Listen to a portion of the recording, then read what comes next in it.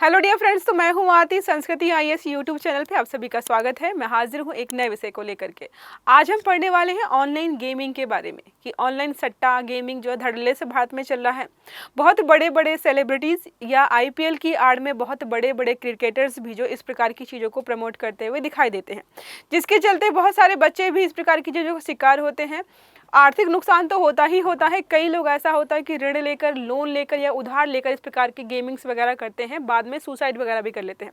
सबसे ज़्यादा जो है आत्महत्या के केसेस जो है तेलंगाना में देखे गए। 1000 से ज़्यादा लोगों ने आत्महत्या की। कारण क्या था? ऑनलाइन गेमिंग की वजह से उन्होंने बहुत ज़्यादा कर्ज वगैरह लिया या जो भी रीज़न रहा।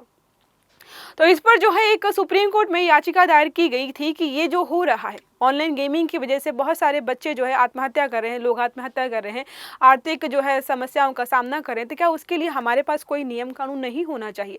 तो इसको जो है हम यहाँ पर समझने वाले। देखिए क्या लिखा है, सामाजिक विचलन या डिजिटल लत। अब देखो सुप्रीम कोर्ट ने यहाँ पर बोला है कि इसको हम सामाजिक विचलन बोले कि पूरा समाज का ही एक तरीके से ऑनलाइन आपने इंटरनेट प्रोवाइड कर दिया, वो भागे जा रहे हैं ऑनलाइन गेमिंग्स की तरफ और लत लग गई उनको। या फिर हम बोले कि भारत में क्योंकि ऑनलाइन गेमिंग्स को लेकर के यहाँ पर कोई नियम कानून नहीं है, इसीलिए इस प्रकार की चीजें यहाँ पर जो है ज्यादा निकल करके सामने आ रही हैं।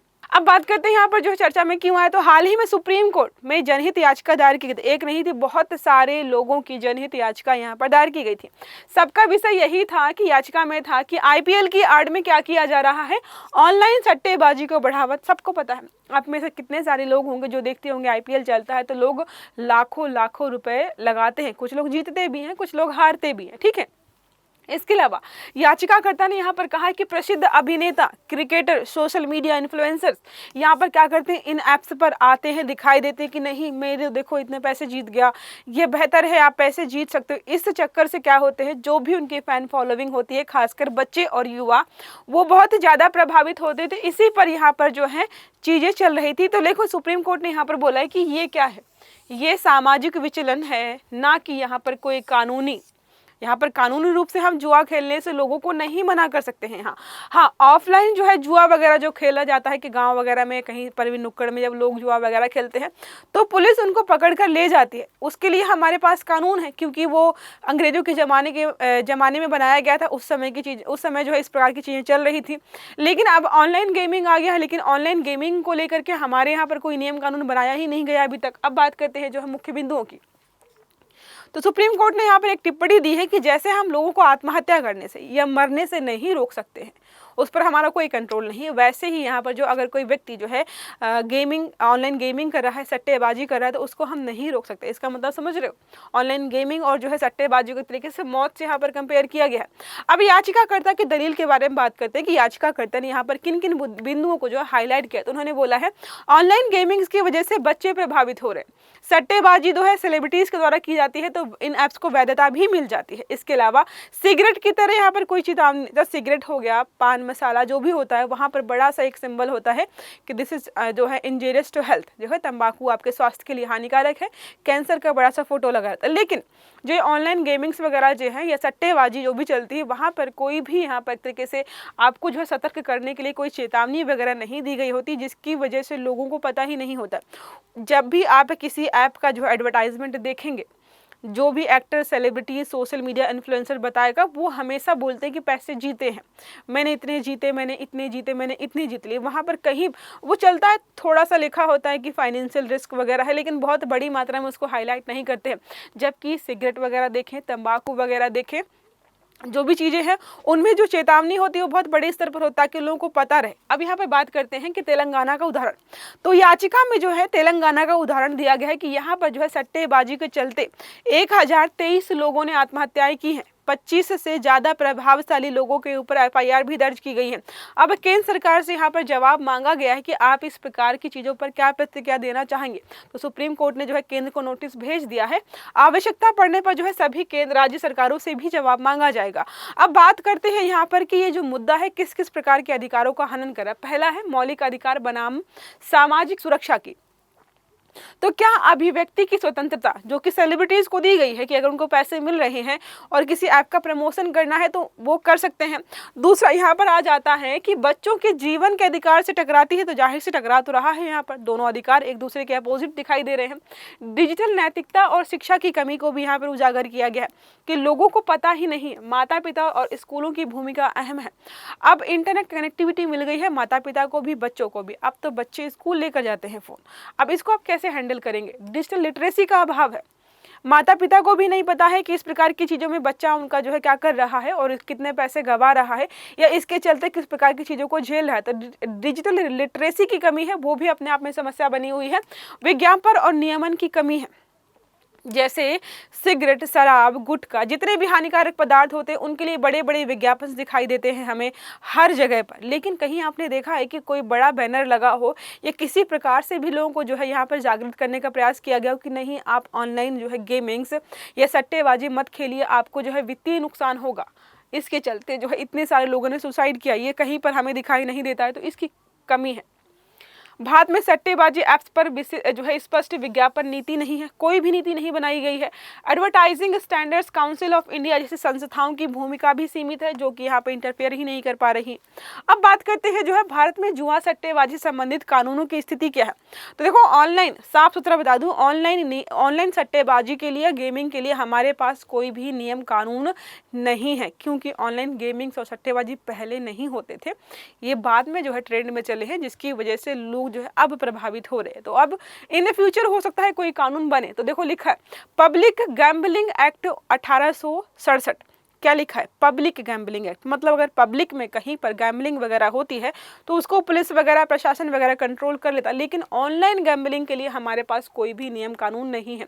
कई राज्य जैसे तेलंगाना, तमिलनाडु ने ऑनलाइन गेम्स पर प्रतिबंध तो लगाने की कोशिश की थी, लेकिन जो है इनको क्या हुआ, और जो है कोर्ट में चुनौती दे दी गई, जिसकी वजह से ये बैन नहीं लगा पाए और वहां पर भी लगातार चल रहा है। अब यहाँ पर बात करते हैं जो है महत्वपूर्ण तथ्यों की। तो ऑनलाइन गेमिंग का बाजार की बात करें तो भारत में 2024 में 29,000 करोड़ से अधिक का ये मार्केट रहा है। इसके अलावा कानून की बात करते हैं तो पब्लिक गैम्बलिंग एक्ट हमारा 1867 का है, जहाँ पर केंद्र का कानून है, लेकिन यहाँ पर राज्यों के पास अधिकार है।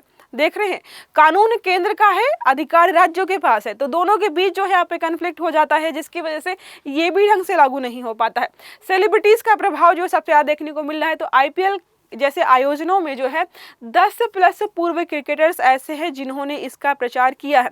बच्चों पर असर के बारे में बात करें तो WHO के अनुसार, देखो WHO ने भी बोला है कि ऑनलाइन जुए की लत जो है मानसिक स्वास्थ्य को प्रभावित करती है। मानसिक स्वास्थ्य तो छोड़ो, जो है आपका जो आर्थिक स्वास्थ्य भी खराब कर देती है।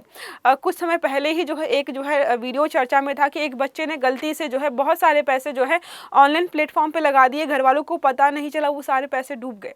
अब बच्चे को भी समझ में नहीं आया कि पैसे कैसे गए, और पेरेंट्स भी वहाँ पर जो है शॉक में थे कि क्या हो गया है ये। तो इस प्रकार की घटनाएं होती रहती हैं। अब बात करते हैं जो कानूनी ढांचे में जो कमियां हैं, जो खामियां हैं, जिसकी वजह से हम इसको कंट्रोल नहीं कर पा रहे।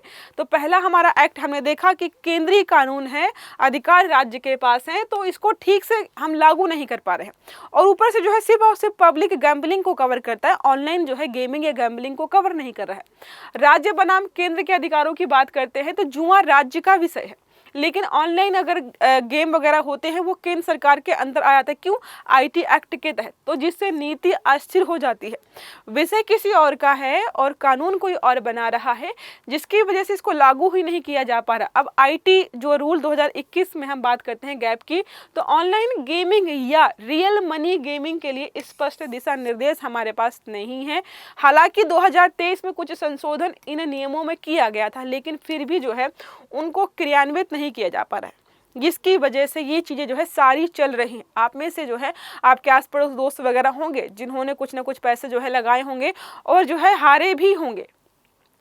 अब देखो, अगर ऐसा ही होता तो जो क्रिकेटर्स हैं बड़े बड़े, वो क्रिकेट खेलने के बजाय या किसी और चीज़ को करने के बजाय कि कोई बिजनेस मॉडल ढूंढ रहे हैं, वो सट्टेबाजी ना कर लेते, पैसे वहाँ से क्यों नहीं कमा लेते? क्योंकि उन्हें भी पता है कि इसमें पैसे जीतना बहुत मुश्किल है। ठीक है, अब बात करते हैं आर्थिक और डिजिटल बाजार का पक्ष। देखो डिजिटल बाजार और कुछ बोल रहा है, आर्थिक बाजार कुछ और बोल रहा है। इससे भारत सरकार को बहुत सारा रेवेन्यू मिलता है। बहुत सारे फॉरेन जो है एप्लीकेशन से, फॉरेन गेमिंग जो है पार्टिसिपेंट्स जो भारत सरकार को अच्छा खासा रेवेन्यू देती हैं। तो यहाँ पर नैतिक पक्ष और जो आर्थिक पक्ष आपस में टकराते हैं कि सरकार करे तो क्या करे। देखो गेमिंग उद्योग की तीव्र वृद्धि के बाद के 2028 तक जो है भारत में जो ऑनलाइन गेमिंग है इसके माध्यम से 38,000 प्लस करोड़ के पार जो है यहाँ पर चीज़ें हमें दिखाई देंगी। इतना का यहाँ पर पैसे वगैरह आएंगे। विदेशी निवेश और जो है कर राजस्व की बात करें तो गेमिंग प्लेटफॉर्म्स के माध्यम से विदेशी निवेश चल रहे हैं और सरकार टैक्स भी वसूल रही है। इससे नैतिक और जो आर्थिक हितों में आपसी टकराव हो रहा है। अब सरकार को सिलेक्ट करना पड़ेगा कि उनके लिए क्या ज़रूरी है। लोगों की जान बचाना जो कि नैतिक कर्तव्य हो जाता है, और दूसरा है कि जो हमें आर्थिक लाभ हो रहा है, यहाँ पे बढ़िया से खूब सारा पैसा आ रहा है, उसको हम कैसे इग्नोर करें। अब बात करते हैं समाधान और नीति सुझाव की। तो इसका समाधान क्या हो सकता है? तो पहला है विनियामक ढांचा। अगर आप नहीं बंद कर सकते हो तो रेगुलेट करना शुरू कर दीजिए, नियम कानून बना दीजिए कि कैसे यहाँ पर चीज़ें चलेंगी। जैसे क्या है, यहाँ पर KYC अनिवार्य कर दीजिए गेमिंग ऐप्स के लिए। खिलाड़ी की आयु की सीमा भी, अब देखो अगर आप जो है कोई भी गेमिंग एप्लीकेशन डाउनलोड करते हो तो अगर आप रजिस्टर करना चाहो तो आपकी आयु नहीं पूछता है। मतलब बच्चा 12 साल का है, 15 साल का है, 10 साल का, कितने साल का है ये नहीं पता चल रहा है। तो खिलाड़ी की आयु भी पता होनी चाहिए। अधिकतम समय सीमा और वित्तीय कैप यहाँ पर तय किए जाने चाहिए कि इतने से अधिक का गेम आप नहीं खेल सकते हो, ताकि एक लिमिट रहे। इसके अलावा जो है सेलिब्रिटीज़ जो है इंडोर्समेंट पर हमें नियंत्रण रखना होगा। यहाँ पर ASCI की जो है गाइडलाइंस उनको मजबूत करना होगा, और अगर कोई व्यक्ति गलत प्रचार करता है तो उसके खिलाफ कार्यवाही करनी होगी। जैसे जो है सिगरेट पर जो है चेतावनी लिखी होती है, वैसे ही जो है ऑनलाइन गेमिंग ऐप्स पर या सट्टेबाजी के लिए भी चेतावनी लोगों को जारी की जानी चाहिए, ताकि उनको पता हो कि अगर इसकी लत लगती है या इस पे ज़्यादा ही आप जो है ज़्यादा खेलते हो या ज़्यादा पैसे लगाते हो तो आपको जो है वित्तीय नुकसान हो सकता है। बाल संरक्षण उपाय के बारे में बात करें तो स्कूलों में डिजिटल लिटरेसी और सट्टेबाजी के खतरों के बारे में भी कार्यक्रम चलाए जाने चाहिए, ताकि इस बच्चों को पता हो कि अगर हम कल को जो है इस प्रकार के एप्लीकेशंस में गेम वगैरह खेलते हैं, पैसे लगाएंगे तो हमें वित्तीय नुकसान होगा, घर वालों से पिटाई भी होगी। पेरेंट लॉक की यहाँ पर बात की गई है कि जो भी गेमिंग ऐप्स हैं वहाँ पर पेरेंट लॉक जैसी जो है चीज़ें होनी चाहिए, ताकि इन चीज़ों को हम कंट्रोल कर पाएँ। ओके, अब एक प्रश्न हमारा इससे संबंधित है। हाल ही में सुप्रीम कोर्ट ने ऑनलाइन सट्टेबाजी पर टिप्पणी करते हुए इसे किस रूप में वर्णित किया है?